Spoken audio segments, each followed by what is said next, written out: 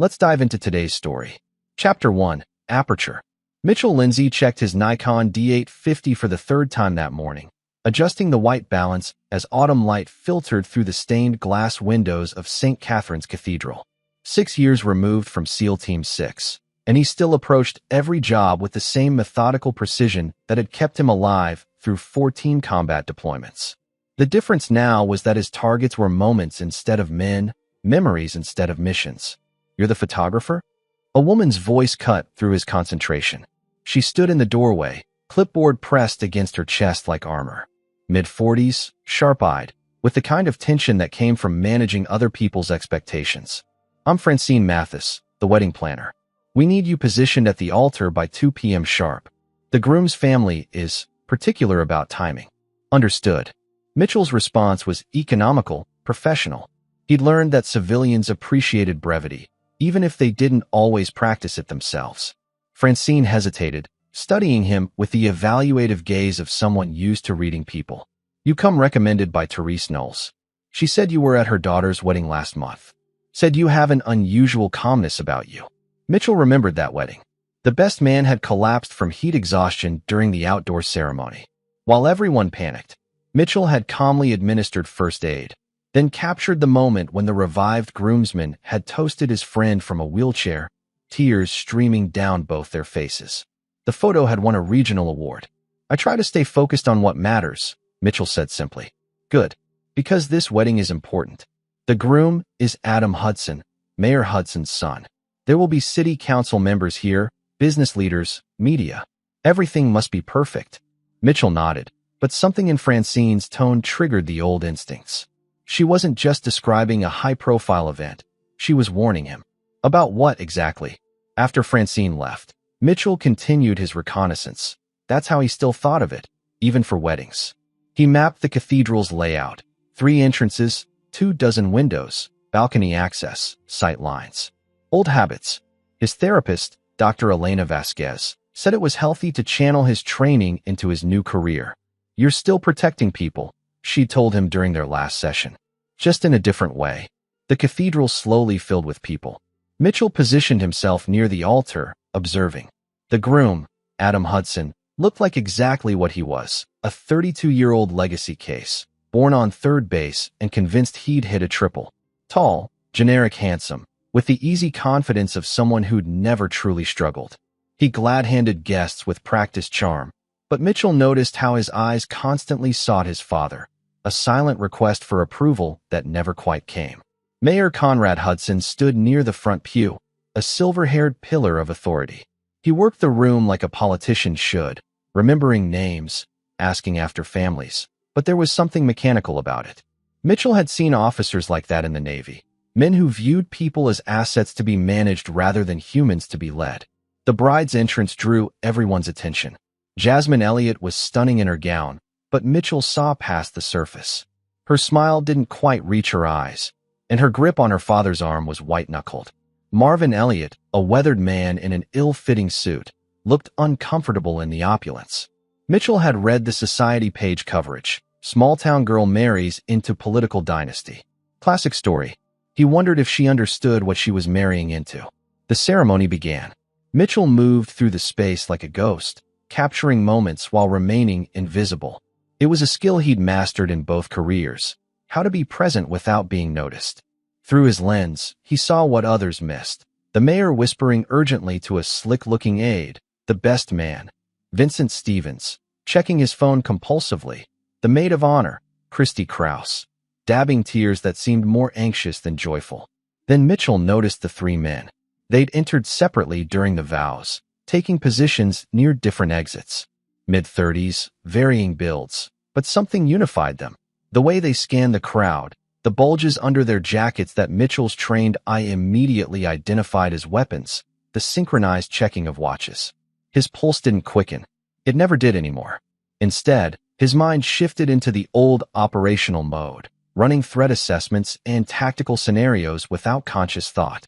He subtly adjusted his position, keeping all 3 men in his peripheral vision while continuing to photograph the ceremony.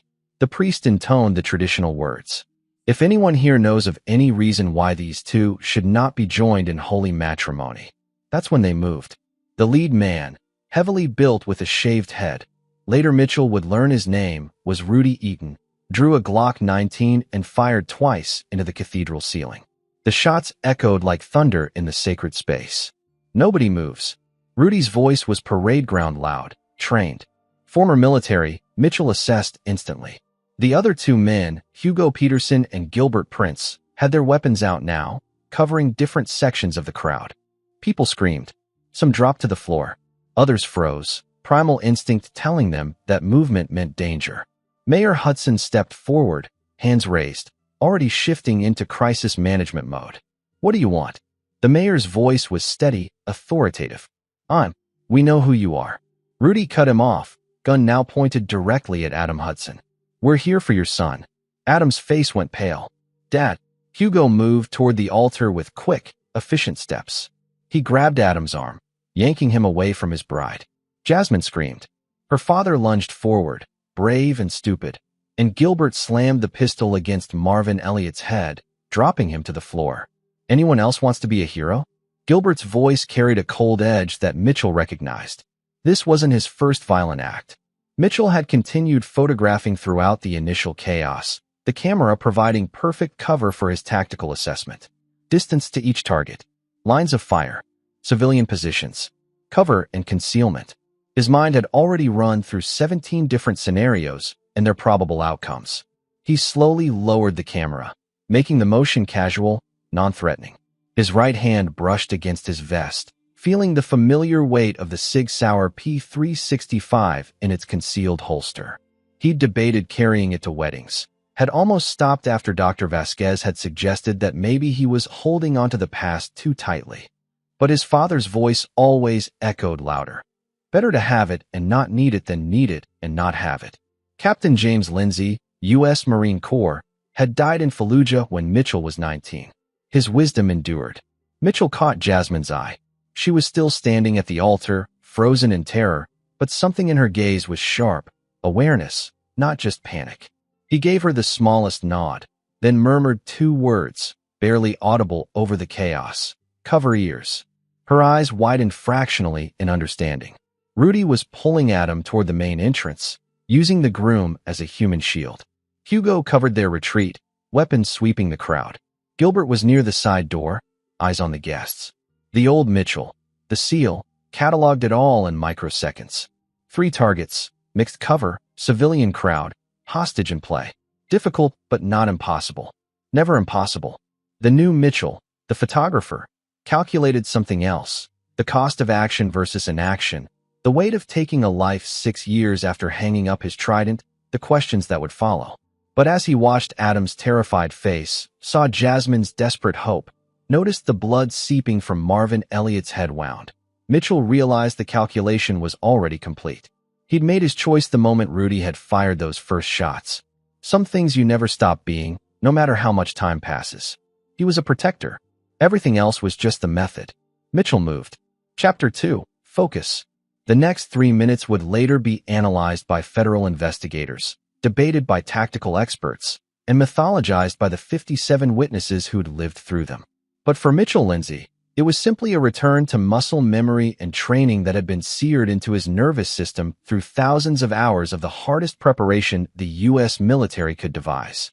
His first move was pure misdirection. He stumbled forward, deliberately clumsy, camera swinging from his neck. Please, don't hurt anyone. His voice pitched higher, carrying the tremor of fear that civilians expected. Gilbert glanced at him, dismissive. Just another panicked guest. That half-second of inattention was all Mitchell needed. His stumble brought him behind a marble pillar, breaking the line of sight. His hand moved to his concealed holster with the smooth economy of 10,000 practice draws. The Sig Sauer came up as his body pivoted, decades of training compressing into a single fluid motion. 2 shots, center mass. Gilbert Prince went down before his brain could register the threat. Mitchell was already moving, using the pillar for cover as Hugo spun toward the sound of gunfire. Contact. Hugo's military training showed in his response, but he was scanning for a threat profile that didn't match, expecting uniformed officers, not a photographer in a vest and slacks. Mitchell used that microsecond of confusion. He burst from cover low and fast, clearing his shooting lane while keeping civilians behind him. Hugo's weapon tracked toward him, but Mitchell's shot was already away. Headshot. No choice. Hugo had gotten his gun up, and Mitchell couldn't risk a wounded shooter in a crowd. Hugo crumpled. The entire engagement had taken 4 seconds. Rudy Eaton had better instincts. He'd already processed that his team was down and was pulling Adam toward the exit, gun pressed against the groom's temple. Back off. I'll kill him. Mitchell's weapon tracked the target, but he didn't advance. Hostage rescue was delicate work, and rushing it got people killed. His voice, when he spoke, carried none of the earlier fear. It was the voice that had commanded men in the worst places on earth. Calm, certain, absolute. You're not leaving with him. Rudy's eyes found Mitchell, and recognition flickered across his face. Not personal recognition, but the recognition of type. He saw what Mitchell was, or had been. Your military. Was. Mitchell's gun never wavered. Put down your weapon. Not happening. Rudy was backing toward the door, dragging Adam with him. I walk out of here, or this rich boy dies. Your call, hero. Mitchell read the micro-expressions, the body language, the tells that separated serious operators from wannabes. Rudy's trigger finger was tense, but not committed. His grip on Adam was controlling, but not brutal. His retreat path was toward the door, not toward better defensive positions. He wasn't ready to die here. That was exploitable. You served, Mitchell said, keeping his tone conversational. I can tell. Where? The question surprised Rudy enough to pause. Army. 2 tours in Afghanistan. Navy. 5 in Iraq, 4 in Afghanistan. Mitchell took a small step forward, testing. So you know how this plays out. You shoot him, I shoot you. You try to leave, I shoot you. You've got no extraction, no support, and no leverage. It's over. You don't know what you're talking about. But there was something desperate in Rudy's voice now, the bravado cracking. You don't know what they did. Then tell me. Another step. Mitchell could see Jasmine in his peripheral vision, standing exactly where he'd left her, hands covering her ears just as he'd instructed. Smart woman. Make me understand. For a moment, Rudy's expression shifted, something raw and painful breaking through. The mayor, his development project, the Riverside Heights deal. My family lived there for 3 generations. 26 families. He forced us out, paid pennies, promised relocation that never came. My mother, his voice cracked. She had a stroke when they demolished our house. Died 6 months later. Mitchell's weapon didn't lower, but something in his eyes acknowledged the pain. He'd seen what happened when powerful men treated people as obstacles. I'm sorry for your loss. Sorry doesn't. But you're not getting justice this way. Mitchell's voice hardened. You're just making it worse. For yourself, for whatever cause you think you're serving, for everyone who actually was wronged. You think kidnapping his son makes the mayor answer for his crimes? It makes you the criminal. It makes him the victim. You're handing him exactly what he needs. Rudy's gun hand wavered slightly. You don't. Last chance. Mitchell's tone left no room for negotiation. Put the gun down. Walk away from this with your life. Get a lawyer, go to the media, fight the right way. Or die here, and give the mayor's PR team the perfect story to bury whatever he actually did. The moment stretched. Mitchell could feel everyone holding their breath. His finger rested lightly on the trigger, ready to take the shot if Rudy's hand moved even a millimeter toward firing. Then Adam Hudson did something unexpected. He's right. The groom's voice was shaky but clear. About all of it. About what my father did. I tried to tell him it was wrong, the Riverside project. But he doesn't listen. He never listens. Shut up, Adam. The mayor's voice cut across the cathedral, sharp with command. But Adam didn't shut up. 26 families, Dad. I read the reports. The ones you buried. They deserved better. They deserved. I said shut up. Mayor Hudson's mask had slipped, revealing something ugly beneath. Rudy was staring at Adam now, confusion replacing some of the rage. This wasn't the script he'd expected. Mitchell seized the moment. You've got witnesses now, including me. Whatever was buried, it's not buried anymore. This becomes a story either way. Question is whether you're alive to see justice done. Slowly, achingly slowly, Rudy's gun lowered. He released Adam, who stumbled forward. The weapon clattered to the floor. Rudy's hands went up. I'm done.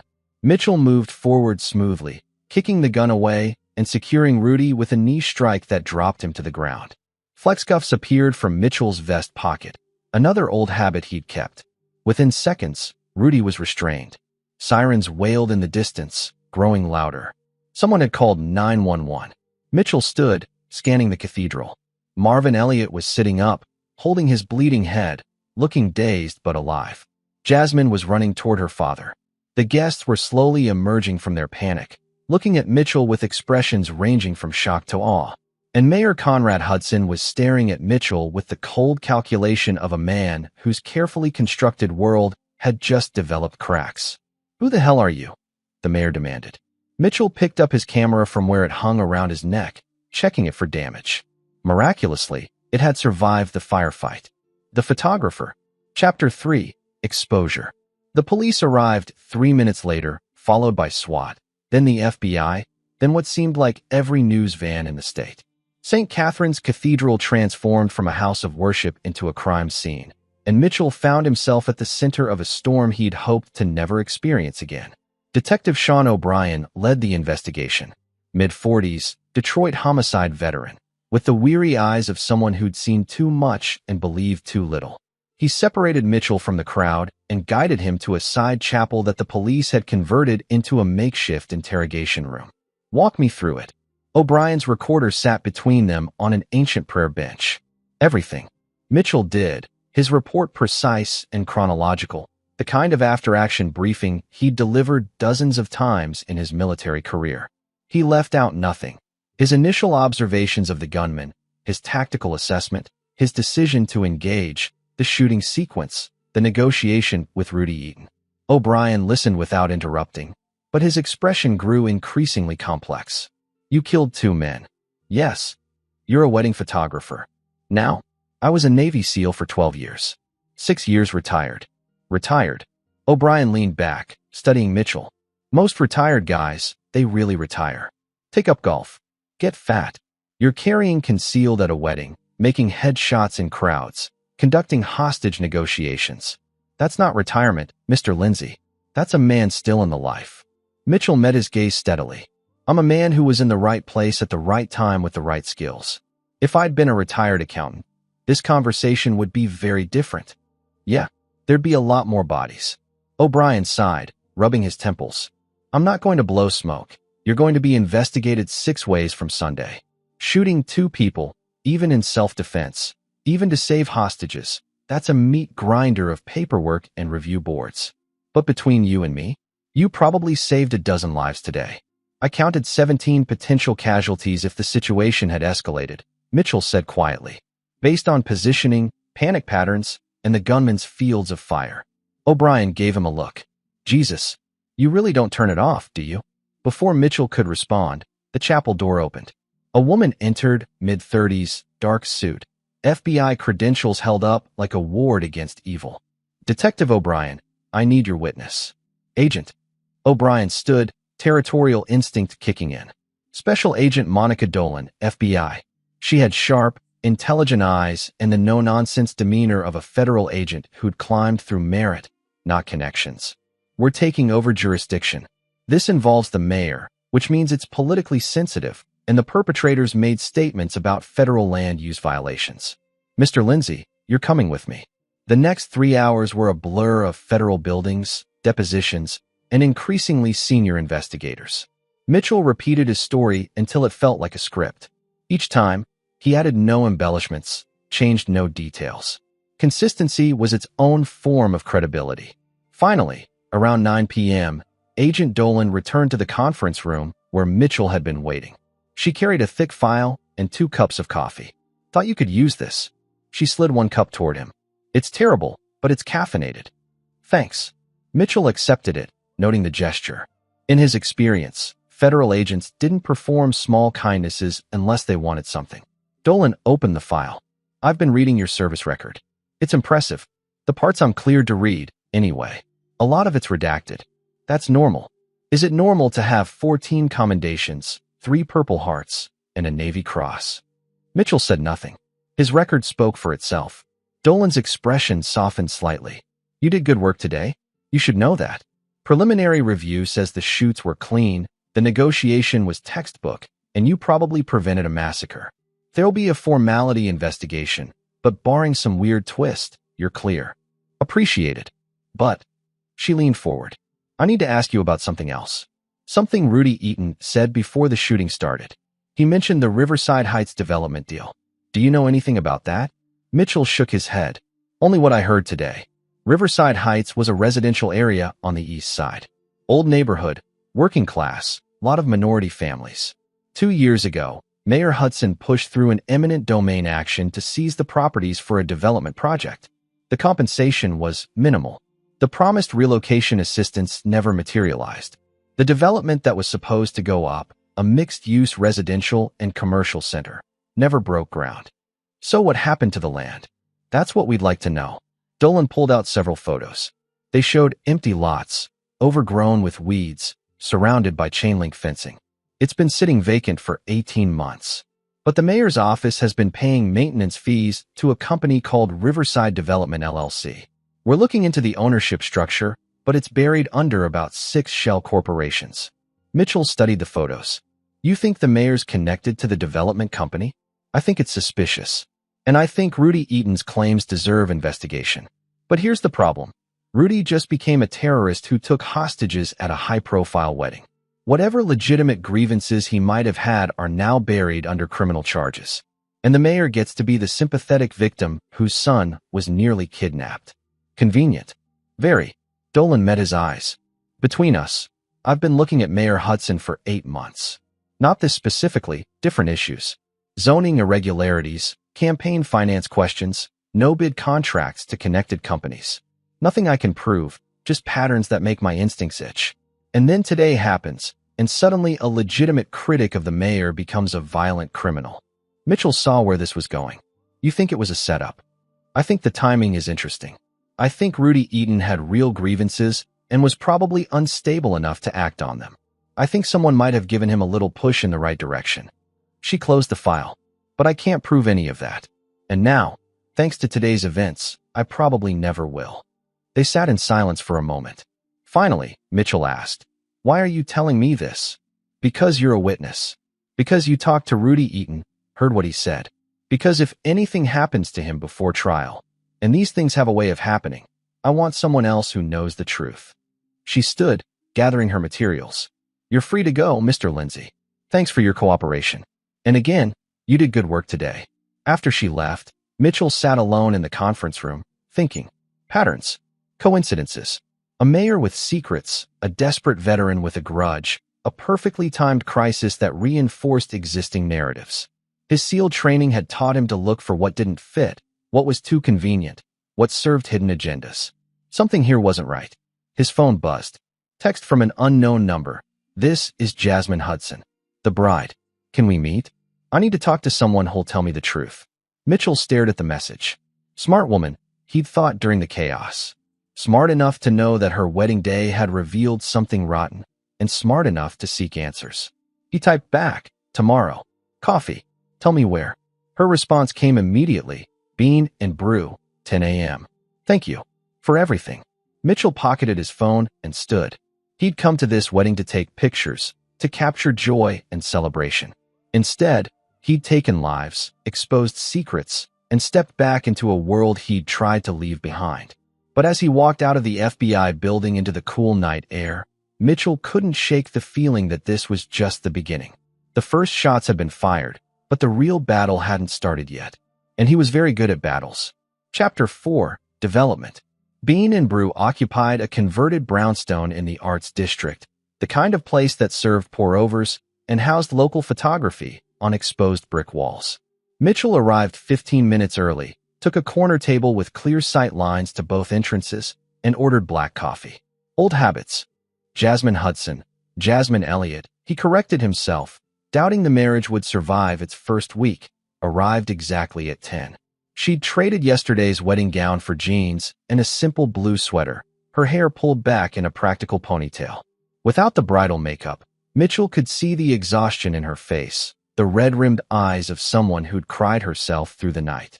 Thank you for coming. She slid into the seat across from him, hands wrapped around a chai latte like it was a life preserver. I didn't know who else to talk to. How's your father? 12 stitches, mild concussion. He's home resting. Her voice cracked slightly. He keeps apologizing for ruining my wedding. As if that's what matters. Mitchell waited. He'd learned interrogation techniques in the Navy, but the most effective one was simple: silence. People filled it. Adam's family has lawyers, Jasmine continued. A whole team. They keep calling, telling us what to say, what not to say. They want us to sign NDAs about what happened, what we heard. They're offering money for our trauma. She laughed bitterly. That's what they call hush money now. Trauma compensation. Have you signed? No. She met his eyes, and Mitchell saw steel beneath the exhaustion. My daddy raised me better than that. He always said, Jasmine, if someone's paying you to keep quiet, it's because the truth costs them more. I didn't understand what he meant until yesterday. What did you hear yesterday? Besides the obvious. Jasmine pulled out her phone, tapped through to a voice recording app. When Rudy Eaton was talking to you, negotiating. I recorded it. I don't know why. Instinct, I guess. My phone was in my bouquet. She hit play. Mitchell heard his own voice, tinny through the phone's speaker. Make me understand. Then Rudy's response, pain and rage bleeding through. The mayor. His development project, the Riverside Heights deal. My family lived there for 3 generations. 26 families. He forced us out, paid pennies, promised relocation that never came. My mother. She had a stroke when they demolished our house. Died 6 months later. The recording continued through the entire confrontation. When it finished, Jasmine looked at Mitchell. Adam confirmed it. After the police took our statements, before his father could stop him, he said his dad really did force those families out, really did bury reports about the unfair compensation. He said he tried to speak up, try to make it right, but the mayor threatened to cut him off completely. Do you believe him? She considered the question. I believe Adam's weak, not evil. I believe he saw wrong and didn't have the spine to stop it. I believe he was willing to stay silent for the sake of his inheritance and his future political career. Her voice hardened. I also believe I'm not marrying him. Have you told him? This morning. He cried, begged, said he'd change. Said we could move away, start over, get away from his father's influence.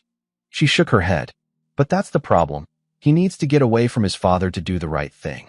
Good men don't need distance from corruption to find their courage. They have it already. Mitchell respected that. Clarity in the face of loss was rare. What do you want from me? The FBI agent, Monica Dolan, she gave me her card, told me to call if I thought of anything else. But I don't know if I can trust her. I don't know who's in the mayor's pocket, who's playing which angle.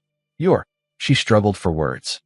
You're the only person I saw yesterday who seemed to care about doing what was right instead of what was safe or profitable or politically smart. That's a low bar. Maybe, but it's the bar I'm working with. She leaned forward. I want to help.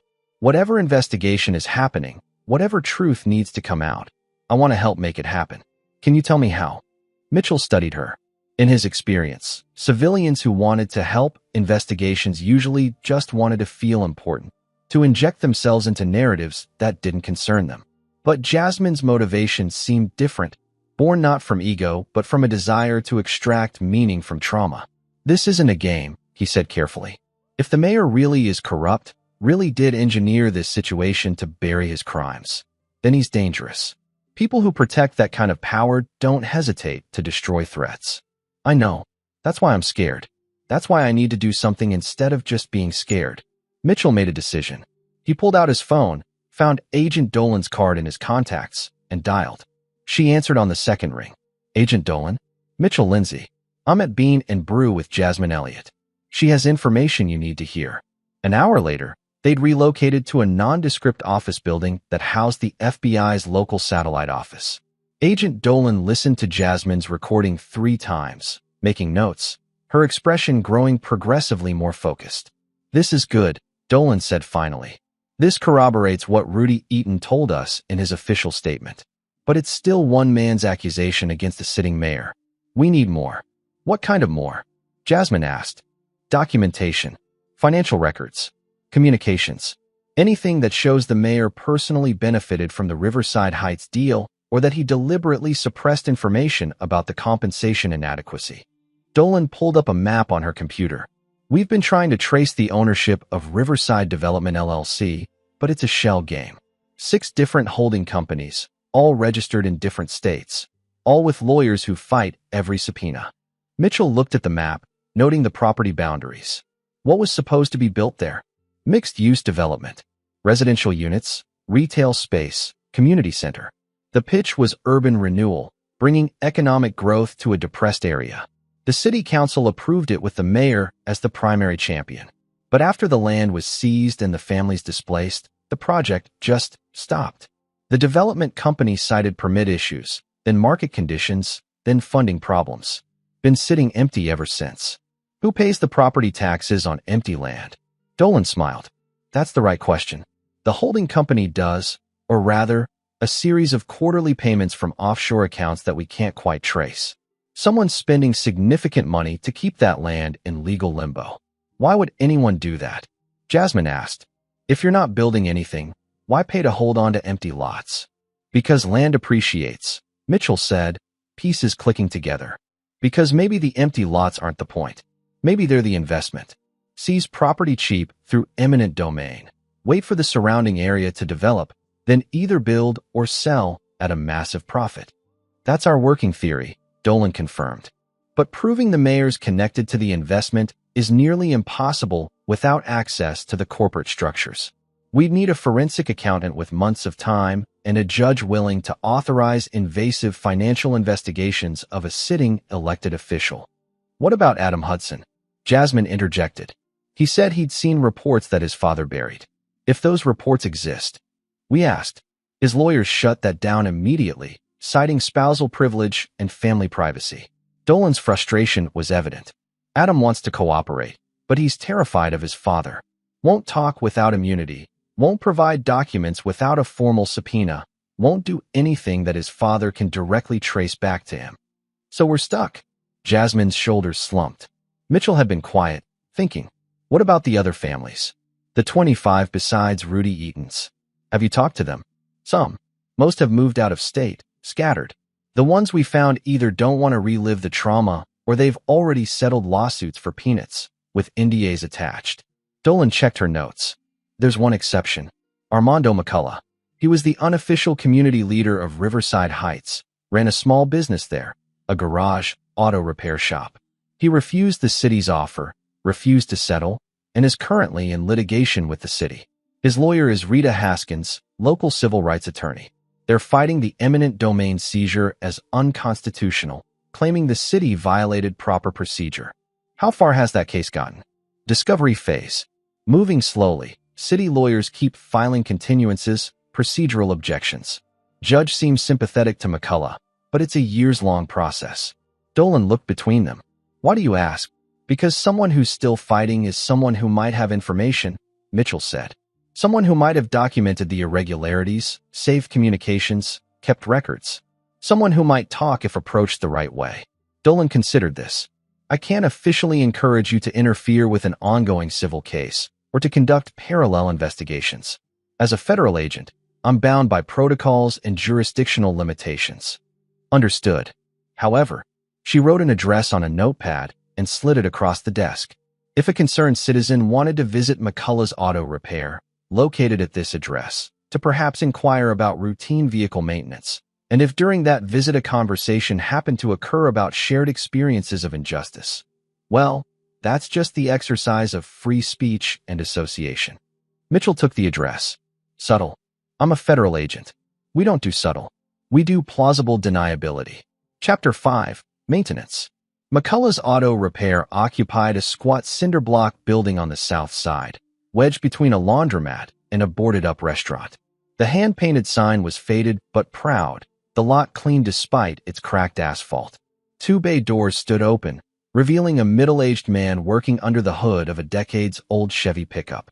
Armando McCullough was built like someone who'd spent a lifetime doing physical work, compact, muscular, with grease-stained hands and wary eyes.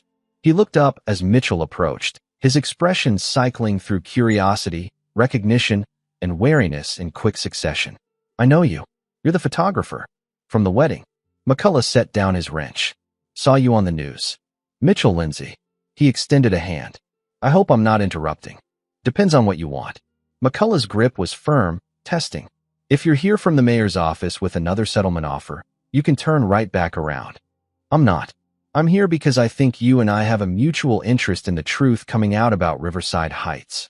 McCullough's eyes narrowed. That's so? And what's your interest? Yesterday, I shot two men who were trying to kidnap the mayor's son.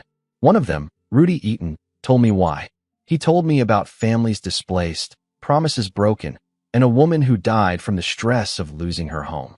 Mitchell held McCullough's gaze. I've spent my adult life fighting for people who couldn't fight for themselves. Turns out, some of those fights happen here, not overseas. Something shifted in McCullough's posture. Not trust. Not yet. But the recognition that Mitchell might be genuine. You want to come inside? Have coffee. The office was a small room attached to the garage, walls covered with calendars, service records, and yellowing photos. One picture showed a vibrant neighborhood street scene. Children playing, neighbors talking, the kind of community that existed more in memory than reality these days. Riverside Heights, McCullough said, following Mitchell's gaze. 20 years ago, before the mayor decided our neighborhood was worth more empty than occupied. They sat. McCullough poured coffee from a battered Mr. Coffee machine. Tell me about the development deal, Mitchell said. All of it, McCullough did. The story took 40 minutes and 2 refills. It began 3 years ago, when Mayor Hudson first proposed the Riverside Renewal Initiative.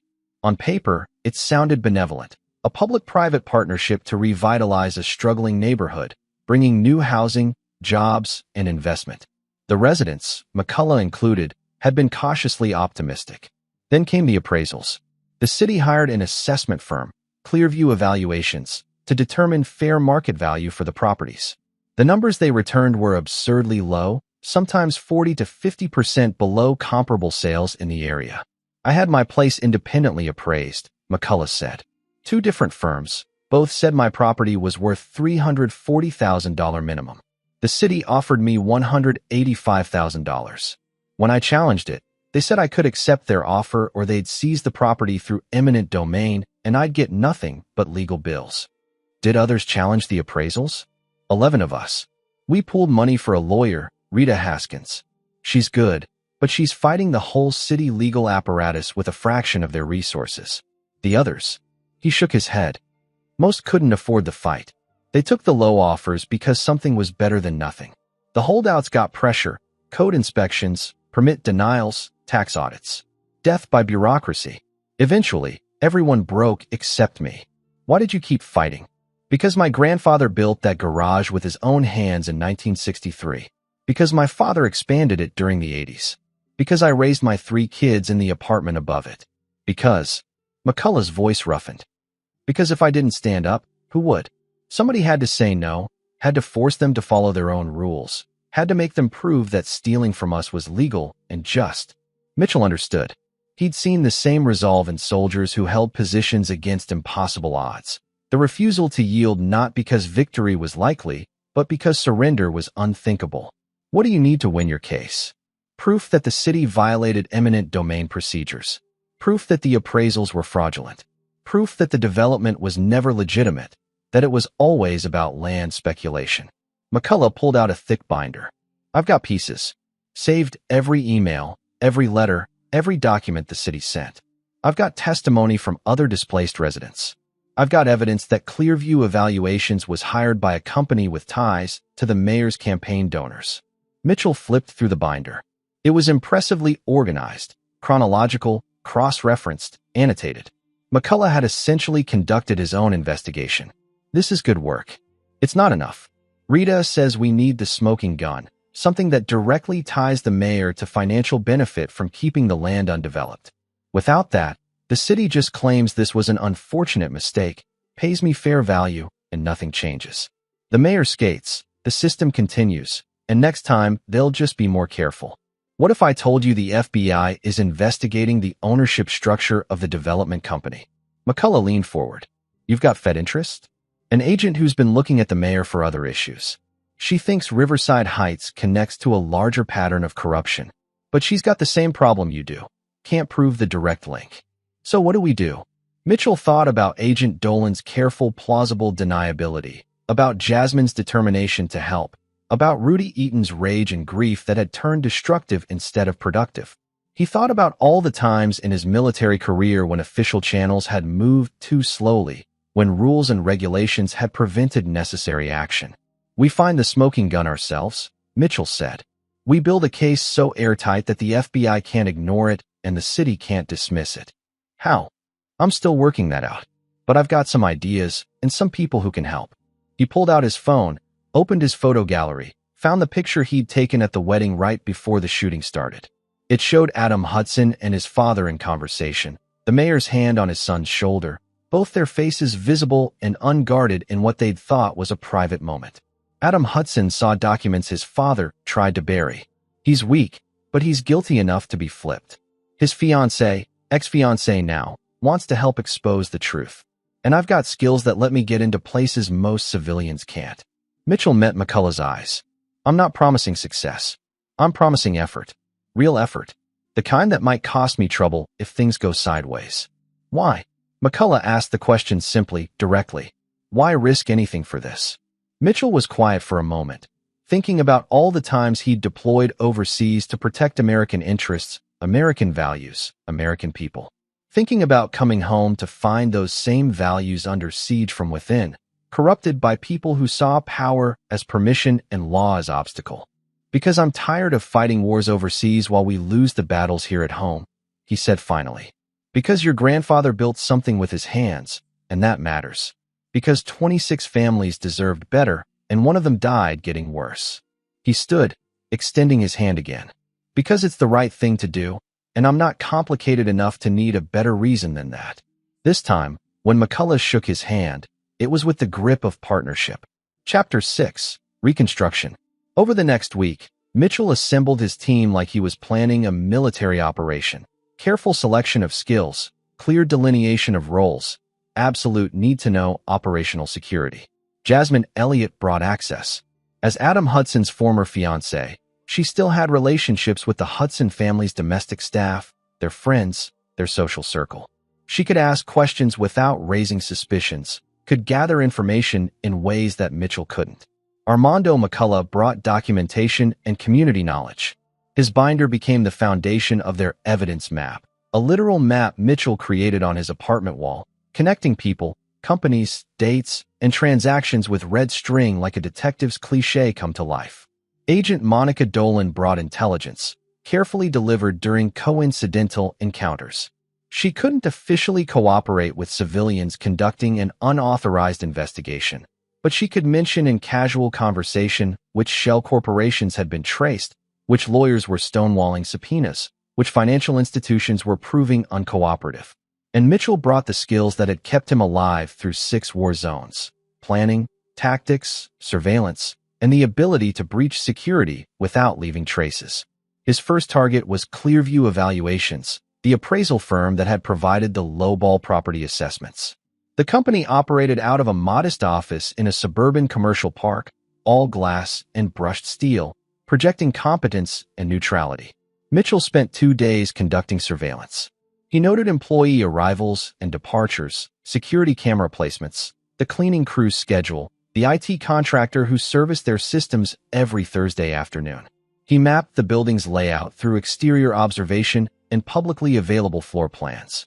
On Thursday evening, Mitchell arrived at 6:47 p.m., dressed in the generic uniform of IT contractors everywhere.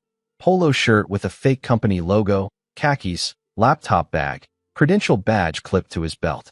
The badge was a convincing forgery. Mitchell had paid a former SEAL who now ran a private security consulting firm to produce it. The building's security was minimal: a card reader at the main entrance, cameras in the lobby and stairwells, but no active guards after hours. Mitchell bypassed the card reader using a RFID cloner he'd purchased online, a tool that retail security professionals used for legitimate purposes but which worked equally well for unauthorized access. Inside, he moved with the confident purposefulness of someone who belonged. When the few remaining employees glanced his way, he nodded and continued to the IT closet, where he ostensibly began troubleshooting network issues. Actually, he was accessing the company's server room. Mitchell wasn't a hacker. That wasn't his specialty. But he'd worked with enough signals intelligence specialists to understand the basics. Most office networks were poorly secured internally, relying on perimeter defenses to keep threats out.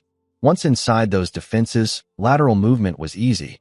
He plugged a small device, essentially a hardened Raspberry Pi loaded with penetration testing software, into the company's network switch. The device would quietly copy accessible data to an encrypted cloud server over the next 72 hours before its battery died. The entire operation took 12 minutes. Mitchell was out of the building by 7:04 p.m. 3 days later, he reviewed the harvested data on his home computer, his military training having included enough operational security to know never to access potentially criminal evidence on traceable devices. What he found was damning. Spreadsheets showing property valuations with two sets of numbers, the honest appraisals and the lowball offers. Email chains between Clearview's CEO, Oliver Bassett, and city officials discussing managing the assessment results. PDF contracts showing that Clearview was partially owned by a consulting firm called Harmon & Associates. Mitchell ran Harmon & Associates through public records databases. It took 6 hours of following corporate registration trails, but eventually he found the connection. Harmon & Associates was a subsidiary of a company that had donated $250,000 to Mayor Hudson's re-election campaign. "We've got the fraud," Mitchell told his team when they convened the following evening at McCullough's garage. Clearview wasn't conducting legitimate appraisals. They were producing predetermined results for a connected client. "That's huge," Rita Haskins said. The civil rights attorney had joined their unofficial alliance, bringing legal expertise to their evidence gathering. She was younger than Mitchell expected, early 30s, black, with the intense focus of someone committed to her work beyond professional obligation. "With this, I can demonstrate that Armando's property valuation was deliberately suppressed. That goes to the heart of the eminent domain case. But it still doesn't connect the mayor to the development company," Dolan pointed out. She'd started joining their meetings off the clock, her federal agent caution warring with her desire for justice. "We can show the mayor's campaign received money from a company that profited from fraudulent appraisals. That's concerning, but it's not illegal. Donations go through consultants and shell companies all the time. So we go deeper," Jasmine said. She'd thrown herself into the investigation with surprising intensity, perhaps finding purpose in the wreckage of her failed wedding. "Adam's still trying to reconcile with me. He calls every day, apologizing, promising to be better. What if I agreed to meet him? Suggested he could prove he's changed by helping expose what his father did." Mitchell considered this. "You'd be using him. He used me. Used the idea of me. The simple small-town girl who'd make him look relatable to voters when he eventually runs for office." There was no bitterness in her voice, just clear-eyed assessment. "Turnabout seems fair. It's also potentially dangerous," Mitchell warned. "If the mayor suspects Adams cooperating with any investigation, he'll shut him down. Legally, financially, every way possible." "Then we make sure Adam doesn't know he's cooperating," Rita suggested. Jasmine meets him, has innocent conversations, and happens to learn details that Adam mentions voluntarily. Nothing coerced, nothing that violates attorney-client privilege or former spousal, communications. Dolan nodded slowly. "If you happened to learn information and voluntarily shared it with federal investigators, that would be legal. We couldn't use it to directly compel testimony, but it could guide where we look for subpoenable documents." "I'll do it," Jasmine said firmly. "I'll meet Adam tomorrow." The meeting took place at a quiet restaurant, neutral territory. Mitchell watched from a car across the street, not close enough to hear, but positioned to intervene if something went wrong. He'd spent enough time in hostile surveillance operations to recognize when situations shifted from controlled to dangerous. Through his camera's telephoto lens, he watched Jasmine and Adam talk for 90 minutes. Adam did most of the talking, leaning forward, hands gesturing, the body language of someone desperate to be heard. Jasmine listened, occasionally asking questions, her expression a careful mask of consideration. When she returned to Mitchell's car, she was pale but composed. "He's terrified of his father," she reported. "The mayor threatened to disown him completely unless Adam falls in line. No more trust fund, no more political connections, no more access to the family business empire. Everything Adam is, or thinks he is, comes from his father." "Did he mention the documents?" "Better." Jasmine pulled out her phone. "He talked about the property, the Riverside Heights land. He said his father has been in negotiations with a national retail chain about building a major distribution center there. The company is offering massive money, but the deal requires the city to provide infrastructure improvements, roads, utilities, tax incentives. Adam said his father's been holding the land through shell companies while waiting for the right buyer, someone who'd make the investment worthwhile. Mitchell felt the puzzle pieces clicking together. A distribution center would require huge tracts of land, exactly what Riverside Heights provides. And if the mayor could present the land as city-owned, seized through legitimate eminent domain, he could offer it to developers with fewer complications than private sales. But if he personally owns it through shell companies, Dolan added, then he's not selling city property. He's selling his own investment at a massive profit, using infrastructure improvements paid for by taxpayer money. That's corruption, Rita said quietly. That's using public office for private enrichment. That's prosecutable. If we can prove it, Mitchell cautioned. We need documents showing the mayor's ownership in the development negotiations. We need evidence of the distribution center deal. We need. His phone rang. Unknown number. Mitchell answered. Mr. Lindsay. The voice was cultured, commanding, unmistakable. This is Mayor Conrad Hudson. I believe we should meet. Chapter 7. Confrontation. The mayor's office occupied the top floor of City Hall, all mahogany and marble, portraits of predecessor mayors gazing down with varying degrees of smugness. Mitchell was searched before entry, not roughly, but thoroughly enough to find any weapons. He'd left his Sig Sauer at home, knowing this confrontation would be fought with words, not bullets. Mayor Conrad Hudson stood at the window, looking out over the city he governed.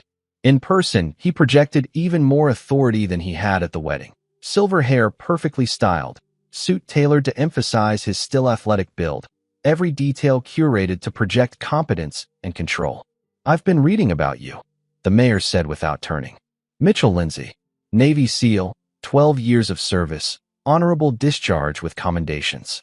Transitioned to photography, interesting career choice. Then, of course, your heroics at my son's wedding.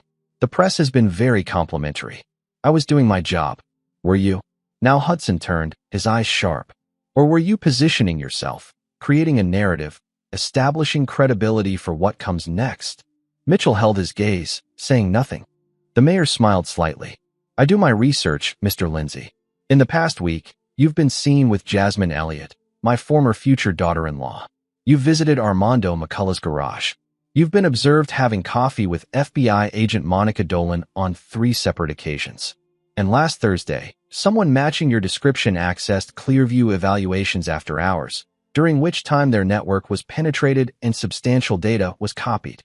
That's quite a conspiracy theory. It's quite a pattern. And patterns concern me. Hudson moved to his desk, pressing a button on his phone. Send them in. The door opened.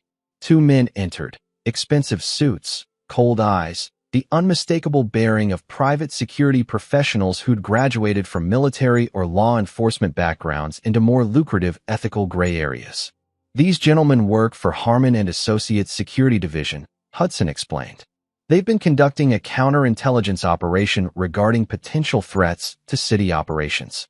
Imagine my surprise when their investigation revealed a decorated war hero turned photographer was conducting unauthorized surveillance, accessing private computer networks, and conspiring with a federal agent to manufacture a corruption investigation. I haven't manufactured anything, just documented what was already there. Have you? Hudson opened a folder, spreading photos across his desk. They showed Mitchell at various locations over the past week. Outside McCullough's garage, at the coffee shop with Dolan, in the parking lot near Clearview evaluations. Because from where I'm sitting, this looks like harassment of a grieving public servant whose family was targeted by a terrorist attack. It looks like a troubled veteran, perhaps suffering from PTSD, who's inserted himself into situations where he doesn't belong. It looks like someone who might need psychiatric evaluation for his own safety and the safety of others. The threat was clear and professionally delivered. Mitchell felt old anger rising, the kind that had sustained him through interrogations by far more sophisticated enemies than a corrupt small city mayor. Are you threatening me? I'm expressing concern for your well-being. Hudson's voice was almost paternal. You've been through trauma. Killing those men at the wedding, even in defense of innocence, that takes a psychological toll. Perhaps you've latched onto this investigation as a way to process that trauma. creating villains where there's only bureaucratic mistakes and unfortunate coincidences. 26 families displaced. Rudy Eaton's mother dead from a stroke caused by losing her home. Property seized through fraudulent appraisals. That's not bureaucratic mistakes. That's systematic corruption. That's your interpretation, based on incomplete information filtered through your preconceptions. Hudson leaned forward. Here's what actually happened. The city conducted a legitimate urban renewal initiative. We hired professional appraisers who provided valuations based on current market conditions in a depressed area. Some residents disagreed with those assessments, as people always do when selling property they're emotionally attached to. We followed every legal procedure, provided fair compensation as determined by independent professionals, and attempted to improve a neighborhood that had been declining for decades. Then why hasn't anything been built? Why has the land sat empty for 18 months? Development takes time. Permits, planning, financing. These projects are complex, Mr. Lindsay. They don't happen overnight. Hudson's expression hardened slightly. But none of this justifies your criminal trespass, your theft of proprietary data, or your conspiracy to manufacture false allegations against my administration. I haven't stolen anything. I've documented publicly relevant information about government misconduct. You've committed multiple felonies. Hudson gestured to one of the security men, who produced another folder. Breaking and entering. Computer fraud. Wiretapping. Identity theft for creating a false credential badge. Any one of these could result in federal prosecution. Combined, we're talking 5 to 10 years in prison. Assuming you want this to become public. Because prosecution means discovery. Means everything I've found becomes part of the court record. Means journalists and investigators crawling over every aspect of the Riverside Heights deal. Hudson smiled. And that's why we're having this conversation privately. I'm not interested in destroying you, Mr. Lindsay. I'm interested in reality. In facts. In recognizing when someone has been misled by conspiracy theories and vengeful malcontents. Like Rudy Eaton? Like Rudy Eaton. Hudson's voice took on gravitas. A troubled veteran who suffered personal tragedy and, in his grief, convinced himself that government officials were responsible for his mother's death. I have compassion for him, even as I condemn his actions. He couldn't accept that sometimes life is just hard, that losses happen without villains to blame. He needed a conspiracy to make sense of his pain. Mitchell saw the play. Hudson was establishing a parallel, suggesting Mitchell was the same type of damaged veteran creating enemies to process trauma. It was sophisticated gaslighting, the kind that worked on juries and investigation boards. What do you want? Mitchell asked. I want you to step back. To recognize that you've been manipulated by people with agendas, federal agents gunning for political scalps, disgruntled litigants, an ex-fiancé with an axe to grind. I want you to understand that your heroism at the wedding earned you respect, but that respect is being squandered on a crusade based on fantasy. And if I don't step back, then I prosecute, fully aggressively. And I win, Mr. Lindsay, because I have resources you can't match. The best defense attorneys cost money you don't have. The court of public opinion can be shaped by PR firms you can't afford. And at the end, when you're convicted, when your military record is tarnished by criminal history, when you've lost years of your life to prison, what will you have accomplished? Nothing. Because there's no corruption to expose, no injustice to remedy. Just a good man who destroyed himself chasing ghosts. Mitchell stood. I'll think about it. Don't think too long. This offer expires in 48 hours. Chapter 8. Infiltration.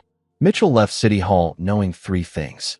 First, Mayor Hudson was even more dangerous than he'd assumed. Smart, ruthless, willing to weaponize the legal system to protect himself. Second, the mayor had resources Mitchell couldn't match in a straight fight. Money, lawyers, political connections, private security. Third, and most importantly, Hudson was scared. The meeting hadn't been about confident authority. It had been about containment. The mayor recognized that Mitchell and his team were getting close to something damaging. That fear was exploitable. He threatened prosecution. Mitchell told his team when they convened that evening. Multiple felonies.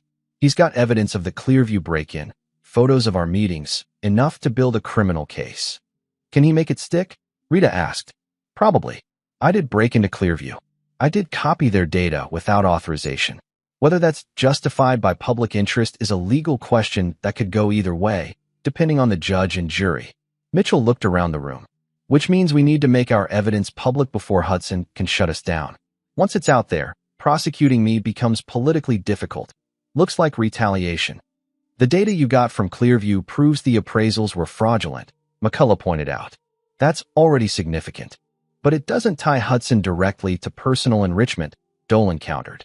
Without that connection, he claims ignorance, says he relied on professionals who turned out to be corrupt, expresses shock and disappointment, throws a few sacrificial lambs to the prosecutors, and emerges looking like a victim himself. So we need the ownership records, Jasmine said. Proof that Hudson controls the shell companies that hold the Riverside land. Those records exist somewhere, Rita said. Shell companies still require incorporation documents, tax filings, registered agents. The layers of obfuscation make them hard to trace, but not impossible. Where would Hudson keep that documentation? Mitchell asked. His lawyers probably have copies, but those would be protected by attorney-client privilege. His accountants might, same problem. Rita thought for a moment. Home office, maybe? Personal files that aren't subject to government record-keeping requirements. Breaking into the mayor's home would be monumentally stupid, Dolan said flatly. That's not gray area investigation. That's straight-up criminal trespass of a public official's residence. I couldn't ignore that, couldn't provide any cover. You'd be on your own. Then I'll be on my own. Mitchell's voice carried the finality of a decision already made. Mitchell, Jasmine started. This is what I'm good at, he interrupted. In the service, I did things I can't talk about in places I can't name. This is easier than 90% of what I've already done. In the worst case, I get caught, I get prosecuted. That's the same outcome we're facing anyway if we don't move first. It's not the same, McCullough argued. Getting caught breaking into the mayor's house, that's different from having evidence of you breaking into a business. That's personal, threatening. Hudson would use it to bury you and discredit everything we've found. Which is why I won't get caught. Mitchell looked at Dolan. I need architectural plans for Hudson's house. Can you get those without raising flags? Building permits are public record. The mayor had renovations done 3 years ago. I can pull those files. Dolan's tone was resigned. She knew she couldn't stop him, but she could at least help him do it smarter. I need surveillance, Mitchell continued. Hudson's schedule, security systems, who comes and goes. Can you? No. Dolan was firm. I can't provide surveillance of a public official's residence without a warrant, and I can't get a warrant without probable cause I don't have. That's a line I won't cross, Mitchell. I'll handle surveillance, McCullough volunteered. I've got time, and I know how to be invisible. Spent enough years watching repo targets and deadbeat car buyers. I can get inside information, Jasmine added. Adam still talks to me. I can ask casual questions about his father's security, his routines. He won't think anything of it. Over the next 3 days, they built a comprehensive profile of the target. Mayor Hudson's house was a substantial estate in the city's wealthiest neighborhood. 8,000 square feet, 6 bedrooms, security system with cameras and motion sensors. The mayor's wife, Charlotte Hudson, was rarely home, spending most of her time at their vacation property in Florida. A housekeeper, Nellie McMullen, worked Monday through Friday, 8 a.m. to 4 p.m. A gardening service came weekly. Hudson himself kept regular hours, leaving for City Hall by 7 a.m., returning around 7 p.m., unless he had evening events. He had a home office on the second floor that Adam described as his command center, where Hudson worked on private business matters separate from his official mayoral duties. That's where the documents would be, Rita observed. Personal business files that aren't subject to city record retention requirements. Mitchell studied the building plans that Dolan had obtained. The home office had exterior windows, an alarmed door, and was positioned at the corner of the house with limited approaches. Security cameras covered the grounds, but had blind spots near the property's edge where mature trees blocked sight lines. Wednesday night, Mitchell decided. Hudson has a city council meeting that always runs late, never ends before 10 p.m. The housekeeper will be gone, wife's in Florida. I'll have a 3-hour window minimum. And if you're wrong about the timing? McCullough asked. Then I improvise. Wednesday arrived cold and overcast, the kind of night where honest people stayed inside and the darkness felt heavier than usual. Mitchell dressed in black running clothes, expensive athletic where that would look legitimate, if anyone spotted him. He carried a small backpack containing tools, a high-capacity flashlight, leather gloves, and a portable document scanner. He'd left his gun at home. If things went bad enough that he needed a weapon, he'd already lost. Mitchell approached the Hudson estate from the wooded lot behind the property, moving through the trees with the practiced silence of 100 combat patrols. The security cameras swept their programmed patterns, and he timed his approach through the blind spots McCullough had identified. The house loomed above him, lit windows suggesting wealth and comfort. Mitchell found his entry point, a second-floor window that the renovation documents showed led to a guest bathroom. It was alarmed, but the system was older, relying on magnetic contacts rather than glass break sensors. Mitchell used a technique he'd learned from a cat burglar turned security consultant the SEALs had hired as a consultant years ago. He carefully removed the window trim, exposing the alarm contact, then used a small magnet to keep the circuit closed while opening the window. No alarm. Inside, he moved through the guest bathroom into the hallway, then toward the home office. The door was locked, but it was a residential lock, not a commercial-grade security barrier. Mitchell picked it in under 30 seconds. The office was everything he'd expected: leather chairs, mahogany desk, walls lined with books and awards. A computer sat on the desk, but Mitchell knew better than to touch it. Digital forensics could trace access, and he wasn't a hacker. He was here for physical documents. He started with the desk drawers. Standard office supplies, official correspondence, nothing useful. The filing cabinets were more promising, folders organized by year and category. Mitchell worked systematically, photographing relevant documents with his phone rather than taking originals that would alert Hudson to the breach. In the third cabinet, he found it, a folder labeled Private Investments. Inside were incorporation documents for 6 different LLC companies, all with variations of development or holdings in their names. All with Mayor Conrad Hudson listed as principal owner. All with registered addresses in Delaware, the popular state for shell corporations due to its favorable privacy laws. And buried in the stack, a letter of intent from a national retail corporation regarding the development of a distribution center on property matching the description of Riverside Heights. The letter mentioned zoning approvals, infrastructure commitments from the city, and an estimated property value of $8.7 million for land the mayor had acquired through his shell companies for less than $5 million in forced sales. A $3.7 million profit, facilitated by using his public office to seize property, suppress fair market valuations, and then sell to private developers using taxpayer-funded improvements. Mitchell photographed every page. He was nearly finished when he heard it, a car door slamming outside. He checked his watch. 9:17 p.m. Hudson wasn't supposed to be home yet. Mitchell moved to the window, saw the mayor's black Lincoln in the driveway. Hudson was climbing out, phone pressed to his ear, his expression angry even from a distance. No time to exit the way he'd entered. Mitchell quickly restored the filing cabinet to its original organization, closed the office door behind him, and considered his options. The guest bathroom window was too far. Hudson would see him if he tried to reach it. The main staircase was too exposed. But the renovation documents showed a back staircase, originally servants' access, that led from the second floor to the kitchen. Mitchell moved quickly through the hallway, found the narrow staircase, and descended just as he heard the front door open below. "Don't care what the council thinks," Hudson's voice carried from the entryway. "The vote happens next week, and I need unanimous approval. Make it happen." Mitchell reached the kitchen, evaluating exit routes. The back door was 10 feet away, but it was likely alarmed. The kitchen windows, also alarmed.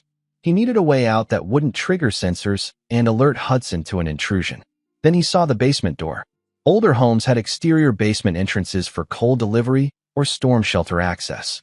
If Hudson's estate followed that pattern, Mitchell slipped through the basement door, pulling it closed silently behind him. The basement was finished: media room, wine cellar, storage. He found what he was looking for: a bulkhead exit, the old-style slanted door that opened to the exterior. It was secured with a simple bolt, not integrated into the alarm system. Mitchell opened it, climbed out into the night, and pulled the door closed behind him. He was at the side of the house, hidden from the driveway by landscaping.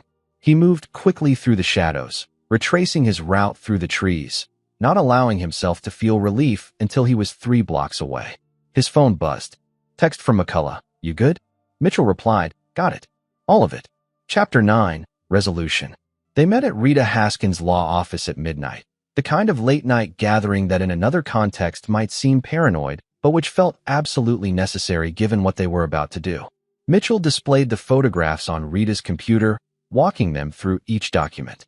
The incorporation papers, the ownership records, the letter of intent from the retail corporation, the estimated property values, the timeline of the Riverside Heights seizure and the subsequent holding pattern.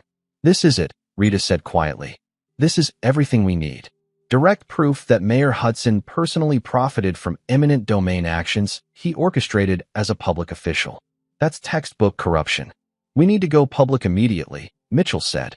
Hudson gave me 48 hours before he prosecutes. That deadline's tomorrow afternoon. We need this out before then. Dolan was already on her phone. I'm calling my supervisor. With this evidence, we can get emergency warrants, freeze assets, move before Hudson can destroy documents, or flee. I'll contact the state attorney general's office, Rita added. They have jurisdiction over municipal corruption. This is big enough that they'll want to handle it directly. Jasmine looked at Mitchell. What about the media? If we release this publicly, it's harder for anyone to bury. Do it, Mitchell agreed. All of it. Federal investigation, state prosecution, media exposure. We hit him from every direction at once, so fast he can't respond. What followed was a carefully orchestrated avalanche of simultaneous action. At 6 a.m., federal agents executing warrants raided Mayor Hudson's home office, City Hall, and the offices of Clearview Evaluations. They seized computers, documents, and financial records. At 6:15 a.m., the state attorney general held a press conference announcing a criminal investigation into Mayor Conrad Hudson for corruption, fraud, and abuse of public office. The evidence Mitchell had gathered was presented in a detailed press release. At 6:30 a.m., Rita Haskins filed an amended complaint in McCullough's civil case, incorporating the new evidence and requesting immediate relief. The judge, seeing the federal and state actions, issued a temporary restraining order freezing any transactions involving the Riverside Heights property. At 7 a.m., the first news stories broke. They would dominate local headlines for weeks, then spread to national media as the scope of the scandal became clear. Mayor Conrad Hudson was arrested at 9 a.m., attempting to board a private plane with $200,000 in cash and a passport. His lawyers immediately began their work, but the evidence was overwhelming and the public outcry was fierce. The investigation expanded rapidly. Federal prosecutors discovered that Hudson's corruption extended beyond Riverside Heights, a pattern of using his office to benefit personal business interests, accepting disguised bribes through complex financial structures, and systematically silencing critics through legal threats and bureaucratic harassment. Clearview Evaluations CEO, Oliver Bassett, turned state's evidence in exchange for a reduced sentence, providing testimony about the fraudulent appraisal scheme. Harmon and Associates Security Division, facing their own criminal exposure, cooperated fully with investigators. Adam Hudson, granted immunity, testified about his father's conduct and provided access to family business records. His testimony was devastating, a son's reluctant but thorough dismantling of his father's carefully constructed lies. The trial lasted 6 weeks. Mitchell was called as a witness, and his testimony about the wedding attack and Rudy Eaton's statements provided crucial context. The prosecution presented the documents Mitchell had photographed, each one a nail in the coffin of Hudson's defense. The jury deliberated for 11 hours before returning guilty verdicts on 18 counts of corruption, fraud, conspiracy, and abuse of office. Mayor Conrad Hudson was sentenced to 14 years in federal prison. The fallout was extensive. The city settled with the Riverside Heights families for $12 million, providing fair market value compensation for their seized properties plus damages. Armando McCullough's garage was valued at $380,000, more than double the city's original offer. He took the settlement, finally able to move forward. Rudy Eaton received a reduced sentence for his wedding attack, with consideration given to the circumstances that had driven his desperate act. He would serve 4 years, with the possibility of parole earlier. It wasn't justice, exactly, but it was better than the alternative. Clearview Evaluations went bankrupt, its business model exposed as fraudulent. Oliver Bassett served 3 years in prison for his role in the scheme. For Mitchell Lindsay, the resolution brought complications. He faced potential charges for his break-in at Clearview and the mayor's home, but prosecutors ultimately declined to pursue them. The public perception of Mitchell as a hero, combined with the overwhelming good his actions had accomplished, made prosecution politically untenable. "You got lucky," Agent Dolan told him over coffee a month after the verdict. "If Hudson had been innocent, if your investigation had been a witch hunt like he claimed, you'd be in prison right now." "But he wasn't innocent," Mitchell replied. "And sometimes you have to break rules to expose bigger crimes. That's a dangerous philosophy. So is letting corruption thrive because honest people follow rules that bad people ignore." Dolan smiled slightly. "You should have been a federal agent." "No thanks. Too many rules." His photography business boomed after the trial, though Mitchell suspected most new clients were hiring him more for his story than his skill. He didn't mind. The work was the same either way, capturing moments, preserving memories, documenting life's important occasions. But he kept his gun, kept his training sharp, and kept watching for situations where his particular skills might be needed. Dr. Vasquez said he was maintaining healthy boundaries between past and present while remaining prepared for contingencies. Mitchell thought of it more simply, staying ready. 3 months after the trial, Jasmine Elliott knocked on the door of Mitchell's studio. She'd started a nonprofit organization called Riverside Renewal, dedicated to helping families displaced by eminent domain abuse. She was also taking night classes in social work. "I wanted to thank you," she said, "for helping me find purpose out of tragedy, for showing me that you can fight back against systems that seem too big to challenge." "You did the fighting," Mitchell replied. "I just took some pictures and broke some laws." She laughed. "Still selling yourself short. That's very heroic of you." After she left, Mitchell stood in his studio, surrounded by photographs of weddings and celebrations and ordinary life. He thought about the men he'd killed at the cathedral, necessary deaths that still weighed on him. He thought about Mayor Hudson in prison, a powerful man finally held accountable. He thought about Rudy Eaton, serving his own sentence, but knowing his mother's death hadn't been meaningless. Justice was complicated. Justice was imperfect. But justice, when fought for by ordinary people willing to take extraordinary risks, was possible. Mitchell picked up his camera and checked the settings, preparing for that evening's wedding shoot. He was, after all, still a photographer, still someone who captured important moments. He was just also someone who, when necessary, created them. Some things you never stop being, no matter how much time passes. He was a protector. Everything else was just the method. And in a world where corruption thrived in shadows, where the powerful preyed on the powerless, where rules protected the guilty more than the innocent, sometimes the world needed people who'd spent their lives learning how to fight in the dark. Mitchell Lindsay was ready, camera in one hand, skills honed by war in his mind, watching for the next moment when ordinary life required extraordinary action. Because that's what protectors did. They stayed ready. They stayed vigilant. They stayed true to the oath they'd taken, long after the uniform came off and the medals went in drawers. And when the moment came, and it always came, eventually, they acted. This is where our story comes to an end. Share your thoughts in the comments section. Thanks for your time. If you enjoy this story, please subscribe to this channel. Click on the video you see on the screen, and I will see you there.